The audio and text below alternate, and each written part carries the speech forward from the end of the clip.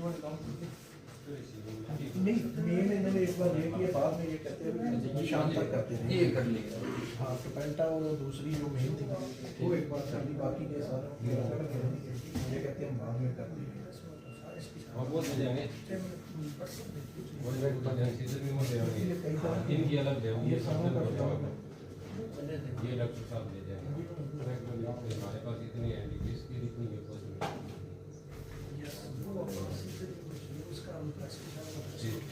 नहीं, कल जैसे हमको खबर मिली मुखबिर खास से कि नशीली दवाइयों का बहुत बड़े स्तर पे आपको खेप मिल जाएगी और आप अगर उस जगह पे रेड करोगे तो एसपी साहब ने सीआईए की मदद से हम सब ने वहाँ पे रेड की, तो वहाँ लगभग 85,000 नशीली दवाइयाँ में वहाँ पे मिली हैं, जिसमें से 1700-1800 दवाइयाँ जो एनडीपीएस एक्ट के अंदर आती हैं, उसके अलावा जो 80,000 लगभग जो दवाइयाँ जो डीसीओ साहब को बुला के उनके समक्ष पेश की गई, जो उन्होंने बताया कि नशे के अंदर ये दवाइयों को अगर ज़्यादा मात्रा के अंदर हम लेते हैं तो ये नशे का ड्रग्स का एक अल्टरनेट है।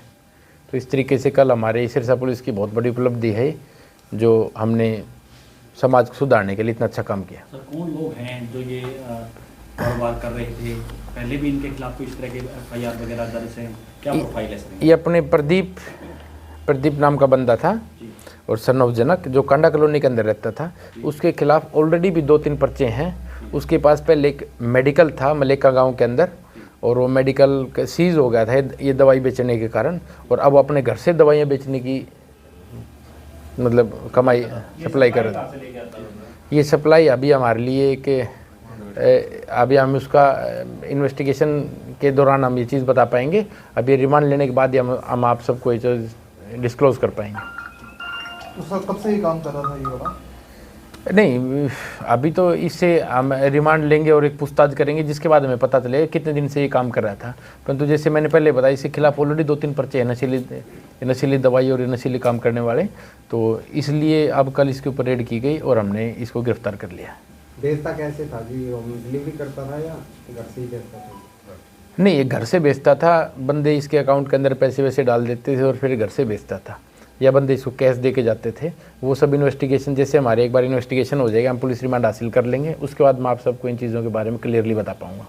सर जिस तरह से आपने बताया कि मेडिकल पहले मल्लिका में चलाता था जी, तो मेडिकल जो संचालक है उसके बाद फिर ये नशा बेचने लग गया, तो और जो मेडिकल्स हैं उन पे भी इस तरह की रेड की जाएगी कि जो है प्रतिबंधित दवाइयाँ हैं वो ना बेचे, क्योंकि मेडिकल नशा है वो ज़्यादा इन दिनों पर चलन? मैं आप सब मीडिया के माध्यम से हमारे टाइगर हरियाणा डीजीपी साहब का मैसेज आप सबको क्लियर कर देना चाह रहा हूँ। उन्होंने कहा नशे के ऊपर 0 टॉलरेंस है, हम नशे को किसी भी हाल में छोड़ेंगे नहीं। हमने पहले सारे मेडिकल वालों को यहाँ पे बुला के एसपी साहब ने मेरे ऑफिस के अंदर ही, यहाँ एडम ब्लॉक के अंदर ही मीटिंग ली थी, उनको समझाया था। तो उन्होंने एक बार कहा, वहीं मीटिंग के अंदर उन्होंने कहा सर एक बार हमें वार्निंग भी दी जाए, कल को कोई गलत काम करते हो। तो मैंने वहाँ बीच में बोला था, मगर कोई वार्निंग नहीं मिलेगी, आज आपको वार्निंग देने के लिए यहाँ पे बुलाया है। तो अभी मैं सारे जो अपने भाई बंद हो जो मेडिकल का काम करते हैं उन सबको मैं अच्छे तरीके से साफ शब्दों में समझा दूँ कि आगे से ऐसी चीज़ को बख्शा नहीं जाएगा और पुलिस इसके प्रति बहुत सख्त है। और आप पुलिस के बारे में जानते हो, पुलिस एक बार जिसके पीछे पड़ जाती है उसको छोड़ती नहीं है। तो अब डीजीपी साहब के सख्त ऑर्डर हैं और एसपी साहब बार बार टीम गठित करते हैं। हम हर एक गांव का दौरा करने लग रहे हैं और जो बंदे नशा करते हैं हमें उन बंदों का एक बंदे का पता है वो नशा करते हैं। लेकिन आजकल जैसे ये नशा तस्कर बहुत तेज़ हो गए हैं तो पुलिस को अपनी कार्रवाई और बढ़ानी पड़ेगी। और जैसे हमारी अब प्रायोरिटी बेसिस ये है, 2 चीज़ों में पुलिस प्रायोरिटी बेस पे काम कर रही है। एक तो नशे को रोकने के लिए, एक सेकंड जो इमिग्रेशन फ्रॉड होता है उसके ऊपर सिरसा पुलिस अब जोर का काम कर रही है। तो ना तो हम इमिग्रेशन फ्रॉड को छोड़ेंगे और ना ही हम नशे वाले को छोड़ेंगे। कोई कितना ही तेज़ बन ले, पुलिस से तेज़ कोई भी नहीं है, और हम उनको पकड़ेंगे और उनको सलाखों के पीछे देंगे।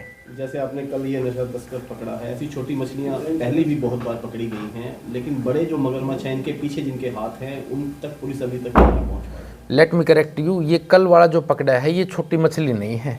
85,000 के लगभग दवाइयाँ मिली, उसे 85,000, तो ये कोई छोटा नहीं है। लेकिन हाँ, जैसे हमने पहले पकड़ा था किसी के पास 100 गोली थी, 200 गोली, उसको आप छोटी मछलियाँ बोल सकते हो, लेकिन ये छोटी मछली नहीं है। तो ये बड़ी मगरमच्छ कहा जा सकता है बिल्कुल। ये आप एक मेरी बात सुनो, अगर आपको मैं आप सबको फोटो शेयर कर दूंगा, पूरा एक टेबल भरा था दवाइयों का, और डीसीओ साहब ने देख के बोला कि ये तो इसको गिनने में ही काफ़ी घंटे लगे हमें। कल दिन से शाम हो गया हमको गिनते गिनते दवाइयाँ, कई घंटे लगे, काफ़ी घंटे लग गए हमको। और उसकी वाइफ जो थी उसने भी हमसे रिक्वेस्ट की कि सर हमको छोड़ दो। बोला नहीं, पहले हमने आपको समझा दिया था लेकिन आप मानने नहीं, तो इसलिए अब आपको इसके कानूनी परिणाम भुगतने पड़ेंगे। अंतर्राष्ट्रीय कीमत कितनी है सर इसकी? नहीं, अंतर्राष्ट्रीय कीमत तो ये है, अगर मैं आपको साफ शब्दों में बता दूं इसको, तो अगर एक पत्ता मान लीजिए 10 रुपये का लाता है, तो अगले की भूख देखकर वो उसको बेचता है। अगर हम उससे कहेंगे कि भाई दे दे, तो मान लो 10 का पत्ता 20 में भी दे देगा, लेकिन अगर हम ज़्यादा ही हमारे को लग रही है तो 200 में ही देगा। तो उसकी इस तरीके से कीमत का कोई अंदाज़ा नहीं है, लेकिन वो एक सिचुएशन को देखकर वो बेचता था।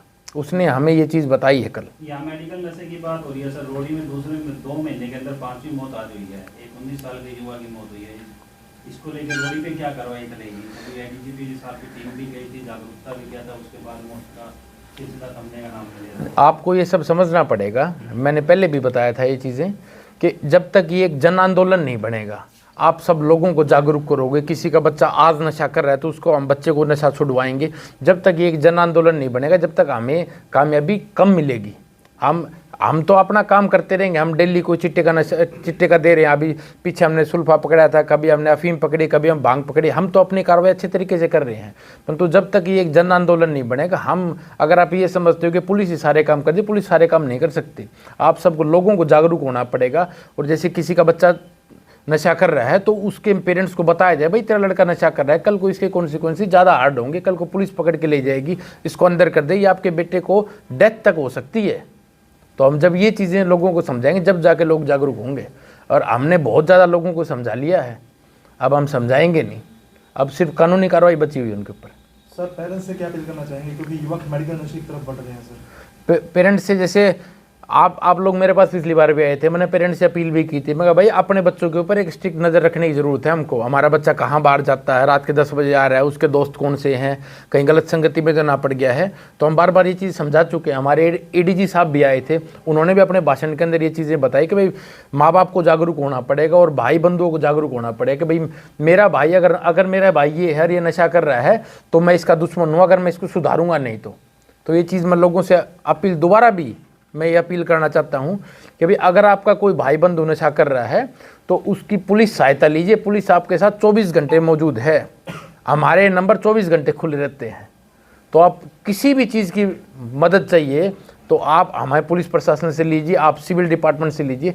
लेकिन नशे के लिए अगर आप ये बोलते हो कि हमें कोई मदद नहीं, तो ये बात आपकी गलत है। हम 24 घंटे मदद के लिए तैयार हैं। जो सिग्नेचर जैसी जो टेबलेट्स आप बता रहे हो, जो एनडीपीएस एक्ट के तहत नहीं आती सर, जी, उसको लेके आगे क्या प्रोसेस चल रहा है? क्योंकि उसमें तो बंदा क्लियर निकल जाता है। कल हमने 1770 गोलियाँ पकड़ी हैं, जो लोरेज़पाम और एल्पेराजोलाम की गोलियां हैं, जो एनडीपीएस के अंदर आती हैं।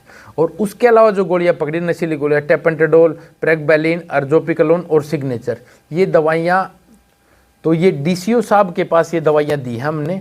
और उसके खिलाफ जिस तरीके से कानूनी कार्रवाई उनके रूल के अंदर होगी, उस तरीके से कानूनी कार्रवाई की जाएगी। क्योंकि ये कई बार बात सामने आई है, डीसी साहब ने भी ये बात कही कि ये एक्ट में नहीं आती और इसका बेनिफिट है ना सामने वाले को मिलता है। तो इसको लेके क्या कोई अलग से कोई कार्रवाई पुलिस प्रशासन की ओर से भी चलेगी? नहीं, इस तरह की दवाओं पर किस तरीके से रोक लगाएं? हमने जागरूकता अभियान चला लिए, लोगों को जागरूक करने के लिए बता चुके हैं, ठीक है। अब ये दवाइयाँ, मैंने कल डॉक्टर साहब से पूछी कि दवाइयाँ गलत चीज़ नहीं है, लेकिन इनको एक लिमिटेड मात्रा में खाया जाए। अब पैरासीटामोल है जिसको हम बुखार के लिए खाते हैं, अगर वो 10 गोली खा ली, 20 गोली खा ली, तो कुछ ना कुछ तो आपके शरीर के अंदर अफेक्ट करेगी। और कल मेरे को यही पता चला कि जैसे हम आयोडेक्स है, कोई दर्द हो जाए, जैसे मैं खिलाड़ी रहा हूँ, कोई दर्द हो जाए तो आयोडेक्स लगा लेते हैं, तो उससे ठीक रहता है हमें दर्द। और अगर आप आयोडेक्स को ब्रेड पे लगाए खा लेंगे तो आयोडेक्स से नशा होगा। तो अब कल मेरे को ये चीज़ें पता चली हैं।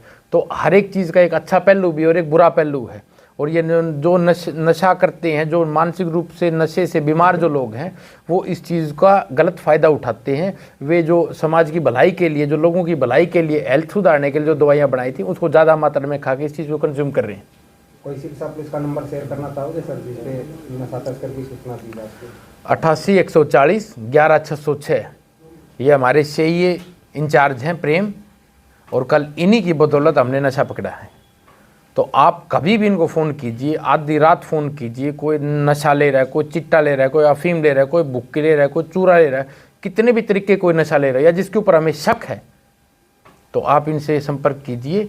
रात को पूरे 24 घंटे पुलिस आपके साथ है, बशर्ते आप सब लोग नशे में हमारी मदद कीजिए। कुछ वार्निंग देना चाहेंगे तस्करों को सर, कुछ मैसेज देना चाहेंगे ताकि वो इस तरह की? कई बार मैं ये समझा चुका हूँ और मैं आखिरी बार अब ये बता रहा हूँ, डीजीपी हरियाणा, टाइगर हरियाणा अपने कपूर साहब ने क्लियरली बता दिया है और एसपी साहब ने उनके दिशा निर्देश से हमारी पुलिस को भी क्लियरली समझा दिया है। ये चीज़ें साफ शब्दों में हो गई कि भाई नशे के ऊपर 0 टॉलरेंस है।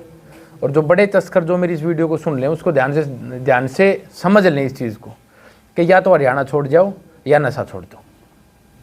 85,000 गोलियाँ पकड़ना में से बहुत बड़ी है सर, कहाँ से आती है सर इतनी गोलियाँ आती है? ये हमारी इन्वेस्टिगेशन का विषय है, एक बार हम उसका रिमांड लेंगे, उसके बाद हम इन्वेस्टिगेट करके आप सब कोई चीज़ बता सकते हैं। ये टीम को भी सम्मानित किया जाएगा जी? नहीं, जैसे हमारी टीम है, ये अपना अरजीत है, ये सुमित है, ये प्रेम है, तो मैं एसपी साहब से इस चीज़ को पक्का रिकमेंड करूंगा और एसपी साहब भी इस चीज़ के बारे में बहुत सकारात्मक है कि भाई जो भी पुलिसकर्मी अच्छा काम करता है उसको रिवार्ड दिया जाता है। तो अब इन्होंने बहुत अच्छा काम किया है, तो एसपी साहब डीजी साहब को लिखेंगे कि भाई इन सबको रिवार्ड दिया जाए, तो फिर इनको रिवार्ड दिया जाएगा। ठीक है सर।